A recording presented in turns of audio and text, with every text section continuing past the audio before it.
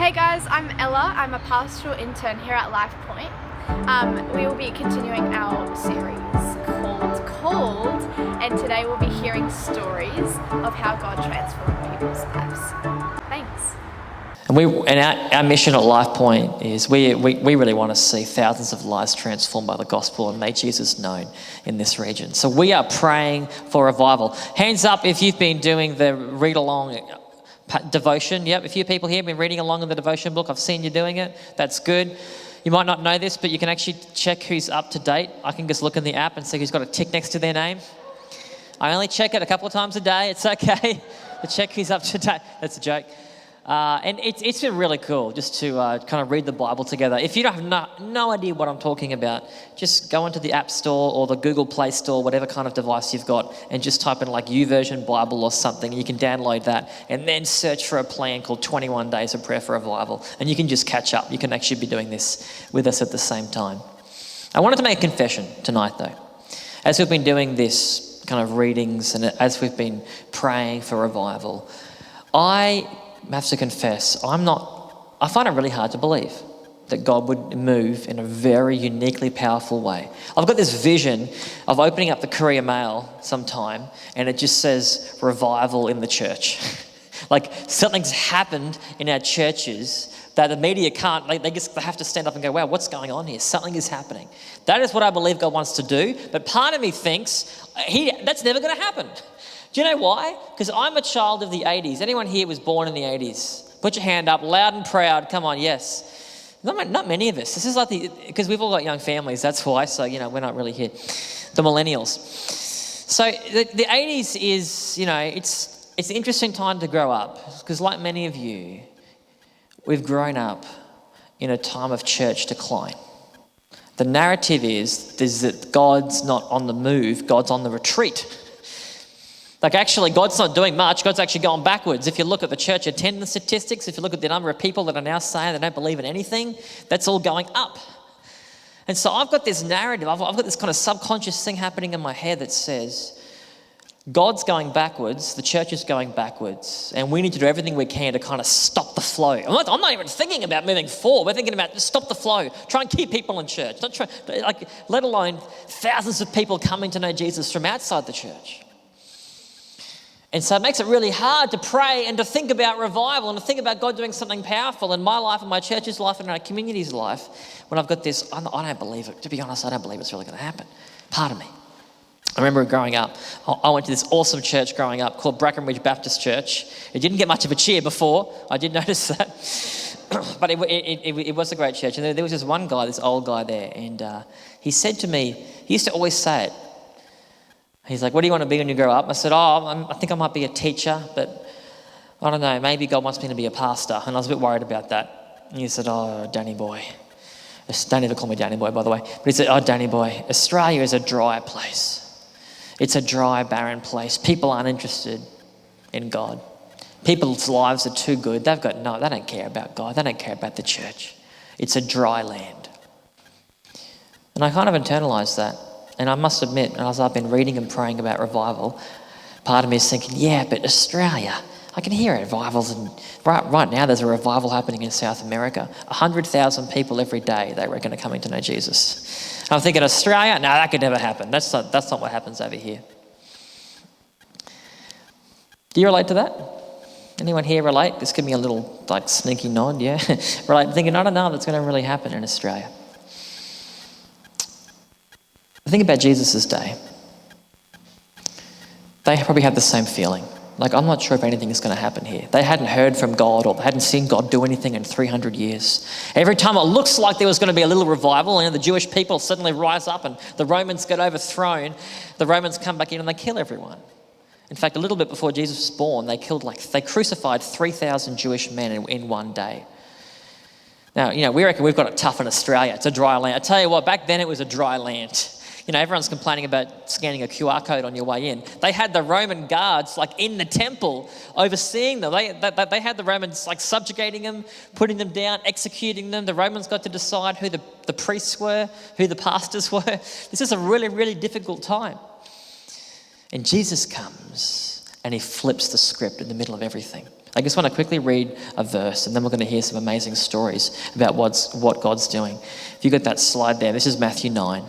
Jesus comes and he flips the script. Here's what he says. Jesus went through all the towns and villages, teaching in their synagogues, proclaiming the good news of the kingdom and healing every disease and sickness. When he saw the crowds, he had compassion on them because they were harassed and helpless like sheep without a shepherd. And that word compassion, the original kind of Greek word for that it's like his heart was breaking. It's a really strong word. His heart was breaking for these people. Then he said to his disciples, and listen to this, the harvest is plentiful, but the workers are few. Ask the Lord of the harvest, therefore, to send out workers into his harvest field. Does that sound like a dry and barren land to you? No. He's saying it's a ripe, rich, fertile, ready to go harvest. I've grown up thinking we've got a harvest problem in Australia. There's just no one interested.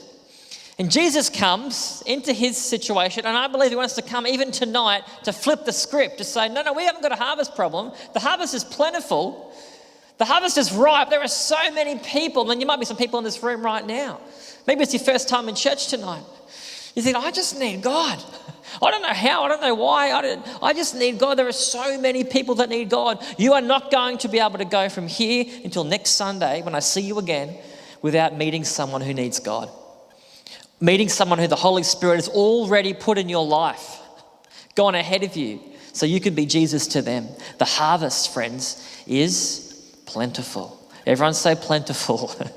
Just try to get that in your mind. It's a script flip. The harvest is plentiful. We ain't got no harvest problem. That's what Jesus wants to say to us today. I think we need to repent of our unbelief tonight. And part of that, I want our faith to be encouraged, to know that God can move. God can change people's lives. He can bring transformation. So I wanted to talk to a couple of my good friends. We're going to hear some stories tonight of people that have come from homes and upbringings that weren't Christian at all, and how God has absolutely transformed their life in the past few years. So does that sound pretty good? All right, let's put a huge round of applause together for one of our pastoral interns, Sarah Belanszky, who's going to share with us her story. Sarah, thank you so much. Let's do it. Hello. Hey. I'm Sarah, as Dan said. I'm a pastoral intern this year, and I'm just going to be sharing with you a little bit of my faith journey, how I came to know God, and also just emphasizing the importance of invitation and being welcoming and getting to know people and just pursuing them. So I grew up in a non-Christian home. It was me, my older sister, and my dad, up until I was about 9, when my dad left. I attended a Catholic school, primary school, just a local one, and then I ended up going to an all-girl Catholic high school in the city. My extent of God was the knowledge of there was 4 Gospels. I knew about the 10 Commandments and Noah's Ark and the animals. That's all. That's all I really knew. Because of my family separation, I had a lot of just hardship. And when I was 15, I struggled with depression. I was suicidal and struggled with self-harm as well. So things weren't great in my life, and I really struggled to understand what the purpose of life was. And I remember, I'd catch the train to school, and I'd look at people, and I'd be like, why do they do what they do, and what gets them out of bed in the morning? I had this sense that there was something inside of me missing, and I was searching for it, but I didn't know how to find what the answer was. So I looked for it in all the different places that teenagers look for fulfillment. Was pretty self-destructive and just felt like I was really failing at life. My first interaction with Christians was at my workplace. I worked in a bakery down the road from my house. So after school, I'd walk there, work for a few hours, and I did the closing shift. And we'd have these backpackers who would come in, and they would collect all of the leftover bread and the pastries and stuff like that. And there was one afternoon where one of the girls stopped, and she was talking to me and just asked about what I was interested in and what I do. And I told her how I really loved dancing, and that's what my week looked like. I'd go to school, I'd work, and I was really involved in a dance studio. And the girl herself happened to be a dancer, so we connected on that level, and she invited me to one of her classes that she taught. I thought it was a little bit weird because I didn't know her, and she was older, and I was like, why are you inviting me to this? And I wasn't particularly interested. But I went home that night, and I was telling my mum about it. She was driving me to dancing. And my mum told me that, she asked where the property was, where they invited me to, and I told her, and she was like, oh, that's a Christian organization. It's called YWAM or something like that. And I was like, oh, a Christian. And I thought it was so funny. I was like, oh, I see what she was trying to do. She was trying to convert me. And so I thought it was really funny because I was like, no, good one. Yeah, that's not going to work. But it stuck with me still because I was like, she knew nothing about me. She didn't tell me about God. She just invited me to come do something with her that she was interested in. Through a series of other weird events, my mum met other YWAMers and then found out that a lady that she'd gone to school with, her children had been through YWAM. And this family then invited me, my mum, over to have dinner with her. Which I also thought was kind of strange. They hadn't seen each other since high school. But yeah, this family just welcomed us into our home and fed us and cared for us and loved us. And they told me a little bit about YWAM with hiding a lot of the details, mainly just that you got to travel overseas, and I thought that was really cool. So I was like, yeah, I want to do this YWAM thing. And so my aloofness, I think the Lord used. So I applied for this discipleship training school, having absolutely no idea what it was.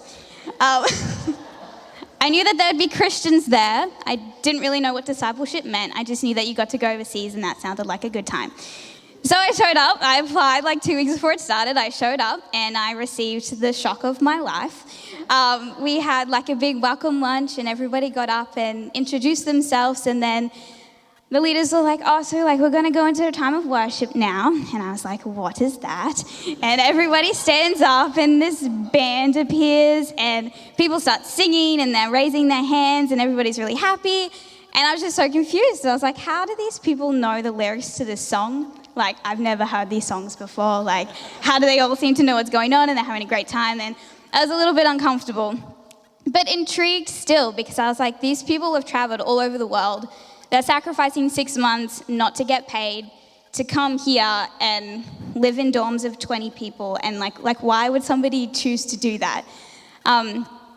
So yeah, it was shocking. But the people were so kind. And I was very honest. I was like, I don't know why I'm here. I'm not a Christian. I thought we were just going overseas. But yeah, they showed me so much love and acceptance. So my conversion was actually quite quick. So we had 12 lecture weeks, and I remember the first week we were sitting there, and the topic was on the character and nature of God. And I was sitting in the front row, and I was just crying, hearing the truth for the first time. And I just didn't understand, though, how I'd gone so long without knowing and hearing about God's love and God's grace. I'd heard the 10 Commandments and I knew all of the rules that you weren't supposed to do as a Christian, but nobody had explained to me God's grace and just the love that he has for people. And I had a very personal encounter with God during a worship night, a few weeks later. Now I knew that worship was, and they had lyrics on the screen, so I could sing along as well. But I had this moment where I heard God very clearly say that he cared for me and that he would always take care of me. And that was something that I needed to hear, and I knew deep down that that's what had been missing, was just knowing that I was loved, that somebody was looking out for me, and that I was accepted and a part of something, and it filled that sense of needing hope and meaning for life. So I gave my life to the Lord. It was a good time. From that, so I'd struggled with depression for several years. I'd been going to doctors. I was on antidepressants, and with the guidance of my doctors and my psychologist, I was able to go off my medication after, I think it'd been 3 years, which was incredible. It'd kind of been something that I just accepted that I'd have to always struggle with. That being said, just because I'd healed, been healed, that doesn't mean that there hasn't been hard times since then, but it's been going through a dark season, that I have God who is with me and that I will be taken care of through those things, and I have something to hope for that is different from what I had before when I didn't know the Lord. Yes, a quick other story, jumping a few years to coming to Lifepoint. So I'd been involved with YWAM and ended up staying with them for about 5 years overseas and within Perth as well. I lived there for a while. And I came home and I moved to Redcliffe, which is very humbling. I love Redcliffe, it's okay. But I came here and I didn't have anything, I didn't have any money, I didn't have a job, I didn't really know anyone. And I went to a primary school where I heard a school chaplain had like a before school breakfast club for kids and that they needed volunteers. And so I was like, oh, I'll go and like help out there. And I met Nathan Grady there. And he told me about Lifepoint. And I was already going to a different church, but it turned out then I couldn't attend my church because I got a job and I worked on weekends. But Nathan was like persistent and kept in contact with me. He tried to help me find a job and he was just, being available because he knew that I didn't really know anyone. So I was like, okay, like I'll come and like see what Lifepoint is about. And I showed up trying to be like strategic and hoping that I could like show up a little bit late and like sneak in the back and sit in the back row and like that nobody would see me. But I show up and it's like 10 past 5 and it's at the hub and everybody's out the front like throwing balls and like running around and I was like, no, like, why aren't people sitting down? Like, why hasn't this started yet? But so I came in thinking, okay, I'll just still like hang out at the back. But straight away, Beth Murphy's there. And she was like, oh, like, you must be Sarah. And I was like, yes, that's me. And so Nathan had told her that I was going to come, and she was there, like, waiting to greet me. And she brings me and sits me right where Dana's sitting now in the front row. And I was like, this is very far from the back where I want to be sitting, but okay. And I'm sitting next to this man who, like, turns to me, and he's like, hi, I'm Dan. And I was like, hi, I'm Sarah. And I'm just thinking that it's just a man who's sitting beside me, and the MC gets up and introduces the senior pastor, who happens to be this man that I was sitting next to. And I was like, what the heck?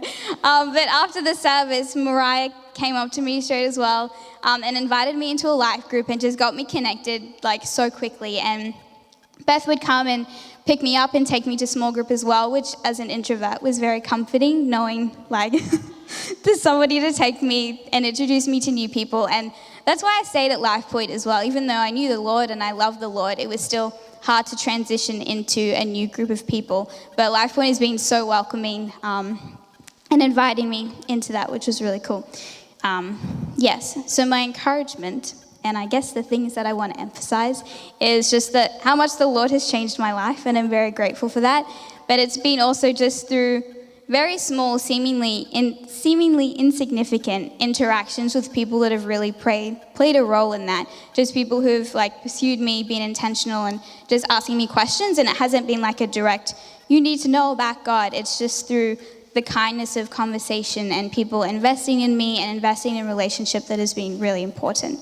And as well, welcoming people, inviting people has been such a role in doing that. So, yes, I want to encourage you for, I don't know, like I guess what has Dan said about not believing in revival, like I was such a stubborn, rebellious, hard-hearted person, and the Lord was able to break through that, bring redemption and restoration in my life. Through me, my mom was able to get saved, and I have so much hope that that's going to continue through my family as well. So, thank you for listening. How good is that? Thank you so much, Sarah. That was just so good. So well done. Wow. Hard act to follow. I'm going to invite our next person up in just a second. Just to really pick up what Sarah said, she said two things: invest and invite.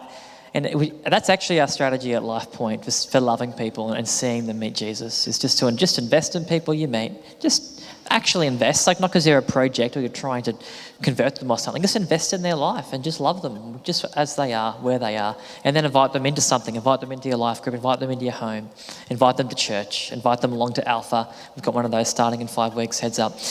And so, that's our strategy. And it works, yeah? You see it works. God does move. So let's... can we just thank Sarah?